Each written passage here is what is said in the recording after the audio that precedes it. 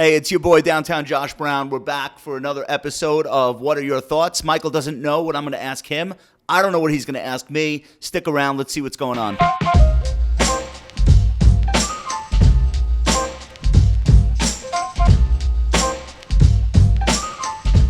All right, Michael, I want to start with this graphic that was going around social media all week. It's so hilarious, and I don't know why we continue to be surprised by these things. So it's a Wall Street Journal article. I'm just going to quote real quick. In October, when yields on the 10-year Treasury were near their peak of 3.2%, none of the more than 50 respondents of the Wall Street Journal's monthly survey of economists predicted yields would dip. That's a problem right there. Below 2.75% by June 2019. The average forecast was 3.39%. And, of course, yields dropped to like 2%. They should have surveyed technicians. They should have surveyed people who can look at TLT and tell them where rates are going. Yeah. That would have been... They would have done way better. Do you think 50 technicians would have called yields to fall from 3 and change to 2? No, because they were going up, so they probably would have been in the same camp. They all would have set up, right? But, yeah. Except for JC. Every other technician would have missed that too. Bro, it's so obvious, bro. Who would have said yields are going much lower? Like 5 people that run bond funds that were bearish on the economy? So what's the question? I guess why is it still so funny? All right, so this is 50 economists regularly surveyed by the Wall Street Journal. These aren't like wacky people from off the street. Not one of them foresaw that rates would be lower. I think you have to understand that predicting interest rates is more art than science. Okay, sure. What do you got? What are your thoughts on the Beyond mania? Is it a mania? Beyond Meat? Okay, so the company came public at like 30 and went to 180 or something like that? It opened at 46 and it ran up to, something crazy. So 186. In 26 days, it was up 270%. Okay, so I was actually going to ask you about this, but the producers told me not to. Now I know why. So I'm going to quote somebody that I feel is very influential, Michael Batnick, who wrote, "At yesterday's close, Beyond Meat sported a $10 billion market cap on $88 million in trailing 12-month revenue. For comparison, General Mills, Kellogg, Tyson Foods all trade at less than 2 times sales. I understand this is an assault on actual analysis, but in order for Beyond to get to that ratio in 10 years, assuming market cap stays where it is, revenue would need to compound at 50% a year." The analysts that were bullish on Beyond Meat were making the argument that if they could get just 1% of the total meat market or 2%, and they use like craft brewing. Those are always the dumbest. It's total addressable market. Right. They're saying like how much meat is bought each year, and what if they got X percent? Was this analyst on Shark Tank? Dude, this might have been JP Morgan before they downgraded it. Like these are like real firms. But I was arguing with people when it was like a $60 stock. Not arguing, but like on Twitter, people were like, why would anyone care if it's Beyond Meat or some other competitor? Like, because obviously other people are going to make fake burgers now. And I was saying, like, when you go to restaurants, they sometimes will list the meat purveyor in the menu, and there's cachet to that, and they can charge more. And the examples I used were like Neiman Ranch pork. I don't know if you've ever seen that on a restaurant menu. Bell and Evans chicken. Pat LaFrida burgers, D'Artagnan if it's like duck or pate. Oh, are you just showing off? What are you doing? No. I'm very familiar with menus, but I'm just saying like this could be a premium brand in the category where it makes no sense to compare it to Tyson Foods, which I guess is like now the generic. Well, let me brand. ask you another question. Do fundamentals matter right out of the gate of an IPO? Look at Facebook, for example. No, the IPO is not even about fundamentals. It's about supply, the order book. The syndicate. Also, how many shares are out there? It's tiny. So one thing that I'll say about Beyond Meat, and it's already collapsing as we're doing this, but I think it went down 35 points yesterday. Up 10% today. Yeah. So I think big picture, an IPO out of the gate, and it has a small float, and it has a sexy brand, and there's like millennial cachet to it. Take your discounted cash flow. Take your projections, throw them out the window. That has nothing to do with what the stock price is going to do in the first few weeks and months. Do you think anybody actually thinks that this thing is trading on fundamentals? Does it? Yes, I do, and they're idiots. I'm old enough to remember when GoPro went public, maybe in 2014. I think it went to like $100 out of the gates. It was like $10 or $20 rather on the IPO price. So anything can happen, especially with a small float. And then when the shorts who are early come in and they're trying to get a borrow and there's just not enough supply for them to borrow, it just turns it into a bubble. I'll tell you, the 200-minute moving average is holding, so.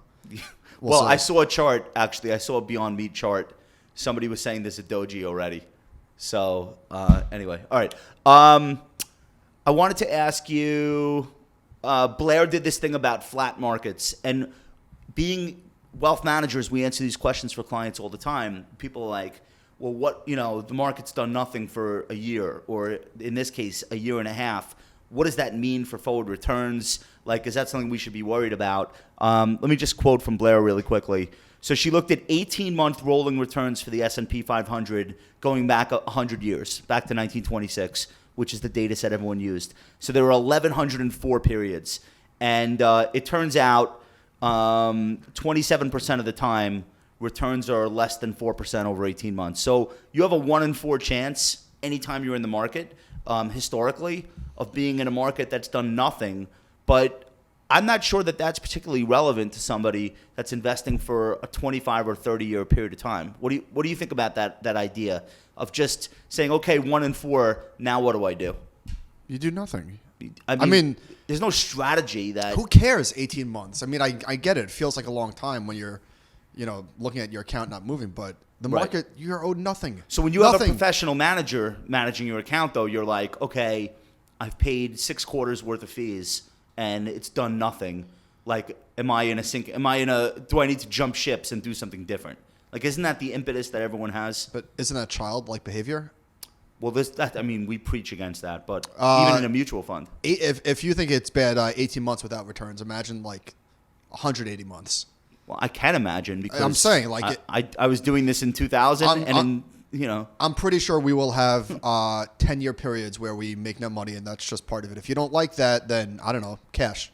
Right. So this guy Odd Stats on Twitter actually came out, and Blair and him were DMing, and he looked at forward returns, and it looks like historically average returns were higher after a flat period. Well, yeah, so, obviously. I mean, well, why is that obvious? Because earnings have grown and stocks catch up? Because we know that stocks go up. Okay. So if they haven't gone up... It was 15% versus 11% annualized a year later. Yeah, so you're starting from a period of flat returns, so just like mathematically, returns are going to be higher going forward. Okay. All right. You're up.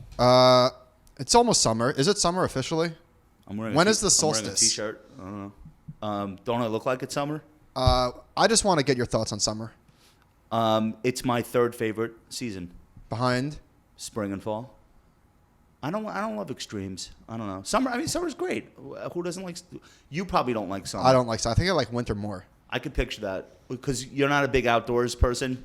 Yeah, I don't like the sun. You go to the beach? No. I like when it gets dark at 3:30. So I ride bikes, so the summer is better than the spring for that.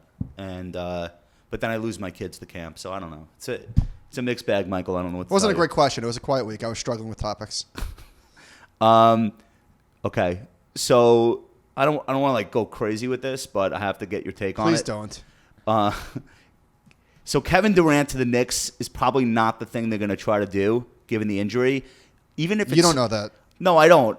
So this is what I'm going to ask you. Even if it's a smart move, like he's going to sit for a year, and you're still going to give him a max deal because it's Kevin Durant, and you're betting on the 2020-2021 season, I don't think Madison Square Garden... The 2021 season is over.